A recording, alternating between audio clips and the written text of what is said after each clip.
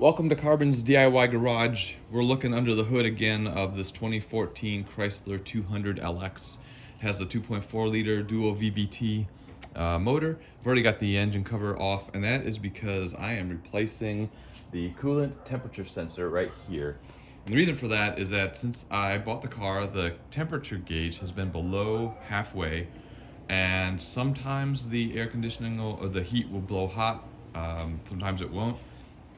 But more often than not, it does. And so what I'm thinking is that it's actually the sensor that's bad and not the thermostat. The sensor's pretty simple to replace. The thermostat's, it's a massive, there's two thermostats actually, and it's part of a bigger housing. So I do have the housing and replace the whole thing if I have to, but that involves draining the coolant and everything else. I should be able to replace the sensor without having to drain any of the coolant. And so I'm going to try to do that first, and if that fixes the problem, we'll call it good and we're done. So I'm going to show you how to replace the engine coolant temperature sensor. So the way this should work is that the sensor is mounted on top of the thermostat housing, so it's at a high point in the fluid system. The engine is completely cold, and I'm going to remove the radiator pressure cap, so there should be no pressure in the system. I should be able to remove that sensor without any coolant coming out. But I do have a basin underneath the vehicle, because if coolant does come shooting out, I'm going to try to get the sensor put back in place real quick and stem the flow there without making a huge mess in the garage. So we'll see how it goes. So like I said, first I'm going to remove, or just open the pressure cap here, so make sure there's no pressure in the system.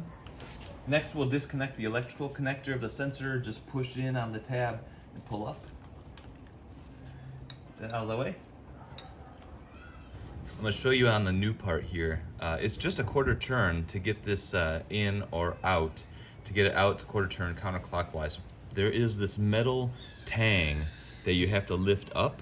So use like a small screwdriver to pull that up, and then you can turn it counterclockwise to remove it. And when you install it, that tang will drop into place, and that'll secure the sensor in place.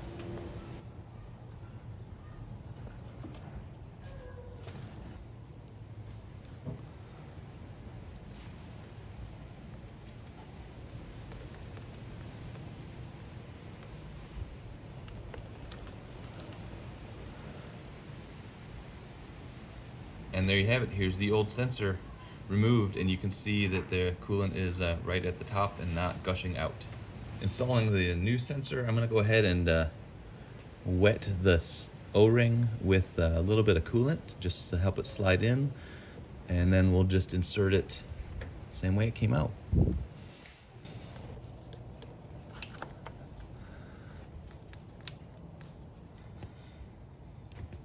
All right, and it was pretty easy to get it in. You do have to find the keys where they line up and then push it down to get, I think, past the O-ring, and then push it down some more. So it's like a tight fit when it first goes in, and then you keep pushing down, it'll slide all the way down, and then that quarter turn will get it all set. And that's it. So let's just hook up the wiring, close up the radiator cap, and we can take it for a test drive.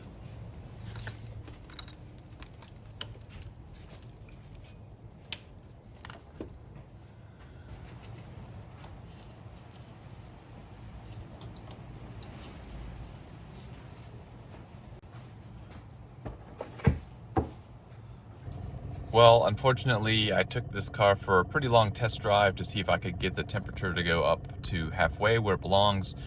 No luck, it's still showing the same thing, so replacing the coolant temperature sensor did not fix my problem. Looks like I'm gonna have to replace the thermostats, which I guess means another video coming your way. But hopefully this video has been helpful. If you did need to know how to change the coolant temperature sensor on this 2.4 liter, it's a pretty simple task, and you don't have to drain the coolant to do that.